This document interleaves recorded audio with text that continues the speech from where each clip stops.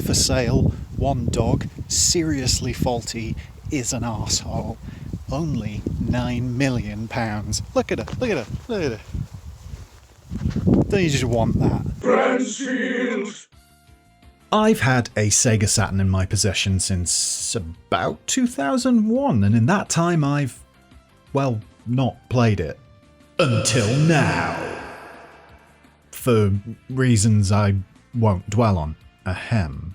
So now that I can, it's time to get into the biggest rivalry of the 32-bit generation. Saturn versus PlayStation, Sega versus Sony, loser versus winner. Because really the Saturn lost horribly and there's no two ways about it. Hindsight is 2020 though, fortunately not that 2020 we just lived through. That all said, the title of this particular video gives you a clue as to what it's about, that being times the Saturn version of a particular game was the better of the two versions when compared to the PlayStation. And surprisingly, it's not just 2D games. One thing worth noting is that a bunch of these were better because of the Saturn's ability to use additional RAM, or should that be RAM, so really it is cheating a bit, but who cares? Not me.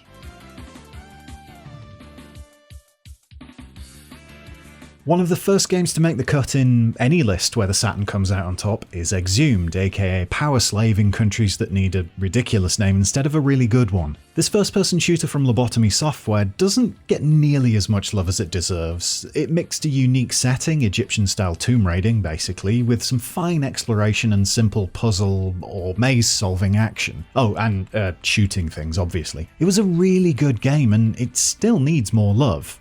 But the comparison. It wasn't actually that much better on Saturn than on PlayStation. Sorry to lead with that, but it is the truth. It's not the slam dunk I thought it would be. And I think that's down to the fact the PS1 version, while it arrived later than the Saturn game, wasn't a port. It was coded separately by different people on the team. As such, it was its own thing, as opposed to a downgraded copy of the Sega original. In fact, someone from Lobotomy said the PS1 game was practically a different game from the Saturn version, so Powerslave remix, sort of. The Saturn one was better, don't want to mix that up here, it absolutely was. The Saturn version had larger, more open levels, you got smaller environments on the PS1, and it had support for analog controls, something missing from the PlayStation game. There were more power-ups available, and you could bomb boost Exhumed's version of rocket jumping, which you won't see here not because you can't do it, but because I can't do it. It also, importantly, featured a hidden game in the form of Death Tank. Death Tank was a daft, should-have-been-ignored addition to Exhumed. Well, Powerslave actually, as it wasn't present in the European Saturn version of the game. But its mix of classic artillery or Worms-style mechanics with real-time multiplayer made it an instant great, giving it a genuine leg up over the PS1 version and not being bettered until... I'll get to that. As I was saying though, it's not like the PS1 version of Exhumed was bad, though. Sony's console pumped out a version of the game I would argue looked cleaner, and it definitely saw an improved frame rate, admittedly a less stable one, but there were points when it went all the way up to 60 FPS, usually in a small empty room when you were staring at a wall, but still. All in all, though, this was a case of Lobotomy knowing its way around the Saturn, and making an FPS that just functioned better on the format. And it would happen again, with...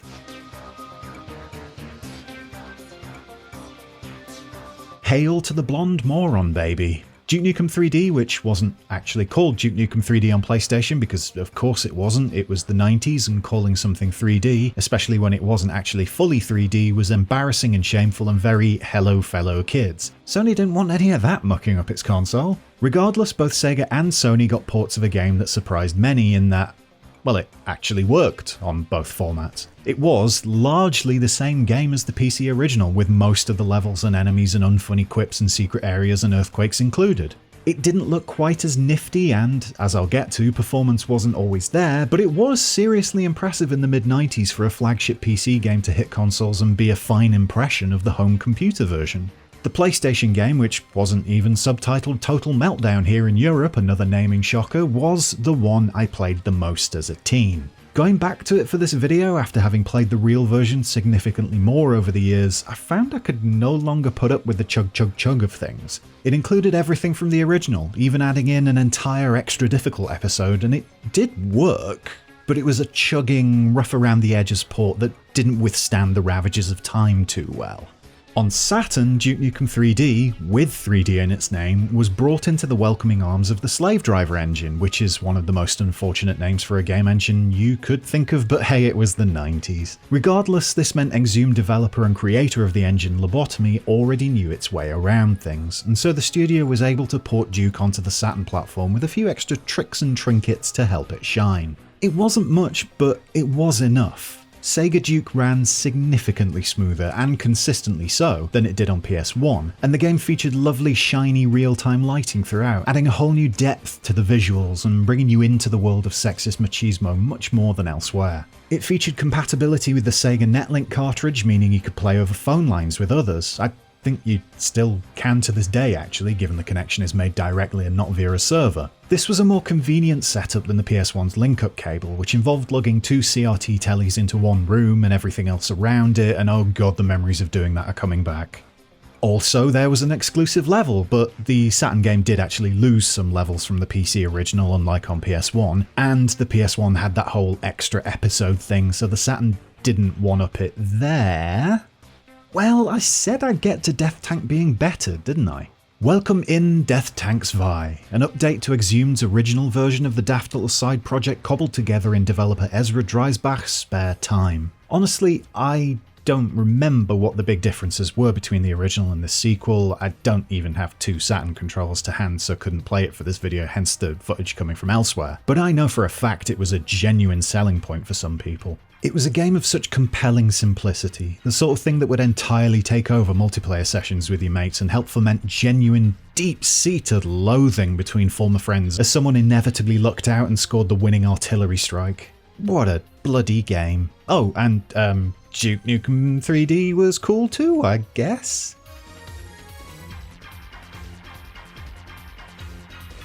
This one's probably the biggie of the list, let's be honest, and while it's true the Saturn did get a couple of RAM upgrade cartridges upping the memory by 1 or 4 megabytes, the advantage the console held over the PS1 wasn't just down to these real-world power-ups, though it did help a lot. See, the Saturn contained more delicious RAM chips than the PS1, about 1 meg more or thereabouts, spread across the main work RAM, the video RAM, the audio memory and the CD-ROM buffer. Look, I'm not Digital Foundry, how many times do I have to say this? What is important to point out is that the Saturn had more RAM in its stock model, and it was a more capable 2D sprite pushing machine than the PS1 thanks to the additional VRAM and its 2 processors, both built for handling 2D sprites more than 3D polygons. Adding into that mix an extra 1 meg or 4 megs of additional extra super free mega ultra RAM, well, that gave devs looking for a bit more capacity to dick about with the ability to utilise a bit more capacity to dick about with.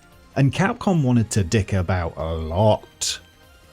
Some releases landed before it, and I might even mention them, but it was X-Men vs Street Fighter that showed just how vast the gulf between Sega and Sony was when it came to Capcom brawlers. Thanks to the plug-in RAM cart, it was as close to arcade perfect as you could have hoped for on Saturn, with a version of the game that ran smoothly, included everything you'd hope for, and looked the part to boot. It was a genuine eye-catcher, and it won a lot of kudos for Team Sega on its release in 1997. You might expect me to just instantly pile on the PS1 version, but, well, it tried, you know? It was just made to look like a complete idiot next to the Saturn version. It wasn't just the long loading times, the smaller sprites and the chopped out animation to make everything fit though. It was the fact the main draw in X-Men vs Street Fighter, tag battles, was missing. Well, they were there in some form, but it involved 2 sets of mirrored characters facing off rather than anyone versus anyone, while the core game was just another one-on-one fighting game with a teammate who would sometimes jump in to do a special move. It worked, and you could have fun with it, I know this because I had fun with it, but by God, it was nowhere near as good as the Saturn game.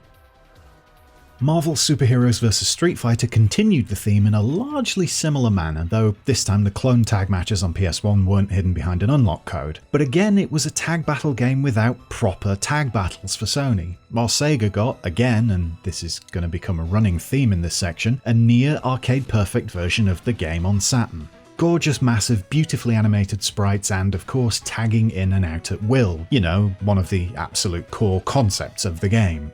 But I feel I should hammer home the fact though that the Saturn was still more handy with its sprite pushing than the PS1, even without the RAM carts. So here's some X-Men Children of the Atom which didn't require either the 1 or 4 meg add-ons. And here's the same game on PlayStation, which was farmed out to Probe for development duties. If you can't spot the difference, I don't think you're looking. Sometimes the differences were apparent, but not that world-ending. Cyberbot's Full Metal Madness was nigh on arcade perfect on Saturn and cut back with hella loading times on PS1, but it still played well on both machines. Marvel's Superheroes, meanwhile, stands out for actually running worse on Saturn when using the RAM cart, thanks to the extra animations pushing the console harder than it had to work without them. In fact, it's arguably a better game on PS1, as there were no tag battles to lose, so let's not count this one, eh? The purists and those of a true power mega competitive nature would look at something like Street Fighter Alpha 3, mind, and spit in the direction of the PlayStation version. Its missing animation and other such tweaks might not have seemed like much to anti-Galaxy brains like you or I, but when compared to the sublimity, it is a word, of the Saturn port, there was just no contest.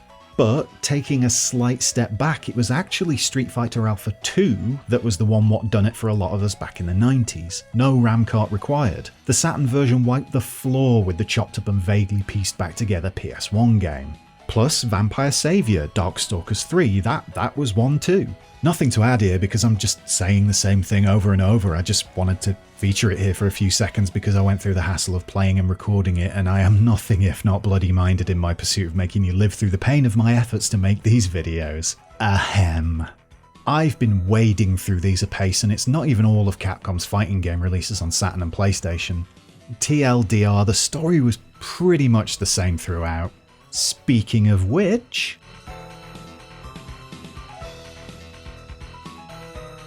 yeah, same again really, though probably more of note was the fact this bunch of SNK's arcade-to-home conversions in general were never quite there. Real Bout Fatal Fury Special? Not as good as the arcade version, but the PS1 game paled in comparison to the Saturn port, as you can see. Samurai Showdown 4? The PS1 game paled in comparison to the Saturn port, as you can see. The King of Fighters 95? The PS1 game paled in comparison to the Saturn port, as you can see. The King of Fighters 96. The PS1 game paled in comparison to the Saturn port, as you can see. The King of Fighters 97? Not as good as the arcade version, but the PS1 game paled in comparison to the Saturn port, as you can see. Samurai Showdown 3? Oh my. This was the arcade game. This was the Saturn version, lacking in comparison, but fine. And this was the PS1. Samurai Showdown 3 Sony Edition was a pure, uncut pile of dross. But let's move on from the listing lots of things in one entry approach because all these cuts between different games is wearing out my editing fingers. Metal Slug on any home console not called Neo Geo had a rough time of things in the 90s, given it was a deceptively tech-heavy arcade game trying to squeeze its impressively robust animation and numbers of enemies and size of bosses into home devices that, again, unless they were a Neo Geo, just weren't up to it. The Saturn had a good showing of things, in no small part thanks to the RAM cart, this time the 1 meg version. What that resulted in was a game that did a fantastic impression of the original, and genuinely one you'd have to take a couple of looks at to tell it apart from the Neo Geo. Most of the time at least. Because... slow down. Basically. Anytime things got hectic, the game would slow to a crawl. Not unplayably so, but enough to be noticeable. Two things. One, the original arcade game had its share of slowdown, as you can see here. Two, there's chatter that using the correct 1 meg official Sega RAM cart counteracted the slowdown, but no, it didn't. This is the game running on original Saturn hardware with an official Sega 1 meg RAM cart. Metal Slug just had slowdown. So really it was a fine, good but imperfect impression of the arcade original. On PlayStation it's just lesser. Cut animations, not quite as chunky a player sprite throwing grenades and bullets around, and worst of all, mid-level loading. That's a compromise required in order to get the PS1 version running as well as it admittedly did, but seeing it in action after the almost but not quite arcade perfectness of the Saturn's port, it's certainly a deal breaker. A game breaker? Oath breaker? The Saturn version was better, that's what I'm saying.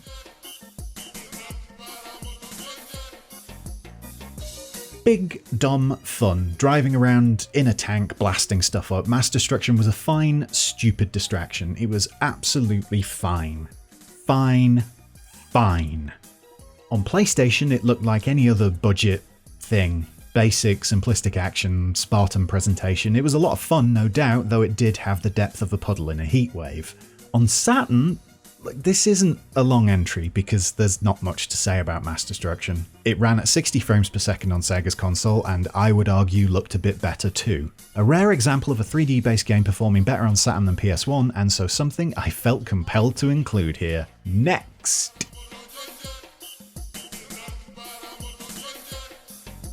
I have to include this, otherwise I do think the internet authorities will hunt me down and do a dump on my desk or something. Grandia is one of the main go-to games when talking about something being better on the Saturn than on PlayStation. And it is. But where I was led to believe there'd be a huge difference, there is not. Where I was made to think it's akin to the difference between Grandia 2 on Dreamcast and PS2, it is not. Look, I guess I can see it running a bit smoother or something on Saturn. The floor textures look better, I suppose. There's some other stuff like shadows or whatever, sure. But it's not like the PS1 version is garbage, it's 99% the same thing. The PS1 has elements like better transparencies and better transitions into fights, so it's not even lopsided. But yeah, if I don't include it here, I'll have my license to practice great YouTube content revoked, so consider me doing my duty by giving it a mention, even if I'm a mite confused as to what the big differences were.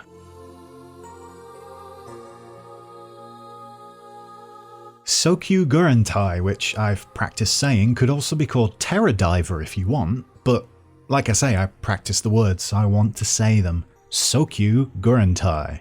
Anyway, this was a Sega Titan Video or STV arcade release, meaning it was basically made for the Saturn's hardware. As such, the home port on Sega's machine was nigh on arcade perfect, as you'd expect, offering a wonderful mix of shooting, dodging bullets, and failing to dodge bullets because you blinked. The PS1 version initially looked to have things trumped, offering both an extra game mode and ship to fly in a port of the game that certainly looked and ran the part.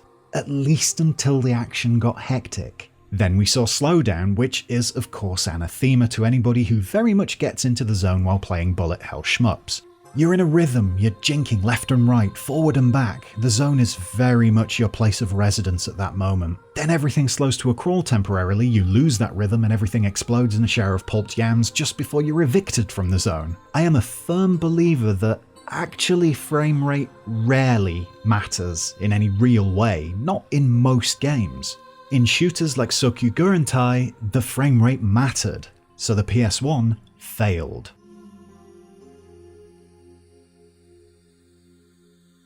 Unreleased in the US for the Saturn, I do have to feel for you, our friends across the pond, as if you were a Sega fan you did miss out on a decent little Mario Kart clone here. Either that, or a game that was so effing ubiquitous in the mid-90s I have some brain scarring over it and I want to spread the pain of it all among you. I don't know, something like that. It didn't come out in the States on the Mega Drive either, so really you were screwed in Sega land. Digression, halt. Street Racer wasn't a wildly different experience by any stretch on either Saturn or PlayStation. And while the PS1 game did have little hills at the side of the track, there's some Digital Foundry level analysis for you, the Saturn version ran smoother, looked cleaner, and featured more little visual flourishes like clouds and their shadows that made the whole thing feel like the finished article compared to the PS1's almost finished beta. I have nothing else to say, so let's move on.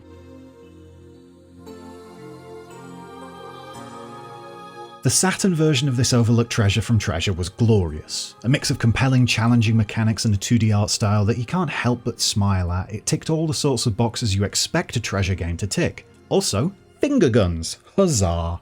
The Japanese PS1 port wasn't quite up to the standard of the original, but it's hard to see where and why, as in where the cuts were and why they mattered.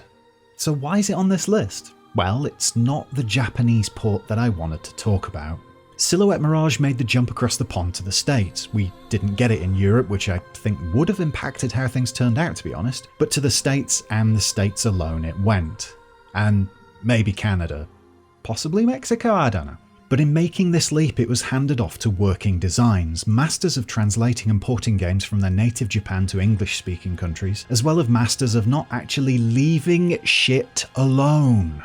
Working designs, you see, made Silhouette Mirage harder for the US market.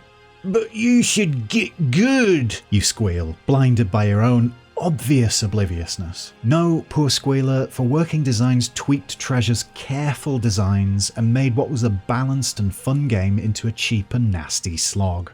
Firing in the US PS1 version drains your spirit, while you're able to absorb incoming fire to recharge your spirit. What did this lead to? Long, drawn-out, boring battles of endlessly recharging yourself until you're spirited up enough to be spirited away to the next encounter. Then weapon prices were jacked up, meaning that you could realistically pick up one extra weapon in a playthrough, severely limiting your options in combat and disallowing you from switching things up on the fly. These changes resulted in a game that stopped being a flowing, fun platform shooter with a cheeky sensibility about it, instead morphing into some banal slog, a challenge not of your skill but of your ability to bother dragging yourself through yet another drawn-out, boring fight with the same old weapons. Working Designs had a reputation for tinkering more than it needed to when it translated or ported games, and Silhouette Mirage was one of the very worst examples of this in practice. A straightforward shmup from Psycho, whatever. A straightforward shooter with a bit of a wacky story, Gunbird was a fun game. Nothing particularly special, and all but the same as the arcade on Saturn. Actually, it had a few extras like fan-drawn artwork that's so bad I won't bother showing it, and options and stuff. So yeah, it was a great conversion of a decent enough game. The PlayStation seemed fine at first, even the slowdown was minimal at most, but there was stuff removed in the jump to Sony's machine. The art gallery was cut. Oh no. The story elements were excised. Oh no. And for some reason, high scores couldn't be saved, which, well, I'll drop the fake oh-nos here because that was a daft thing to do. Poorer? Sure. Worth really complaining about? Maybe? Where the Saturn did shine over the PS1 with Gunbird though was in how it featured a proper TATE, T-A-T-E mode, wherein the screen is rotated 90 degrees and you rotate your screen 90 degrees and then you play the whole thing like it's a proper arcade shooter like it's meant to be. No wobble mode here. On the PS1 you were stuck with having to push the screen up and down, never really able to see what's coming up ahead of you. Score 1 for the Saturn. It's still not enough to justify a place on this list, so why is it here? Well, because 8 years following its Japanese release, Gunbird was finally localized in English-speaking markets as this. And it wasn't even Working Designs that did it. You lose, PlayStation.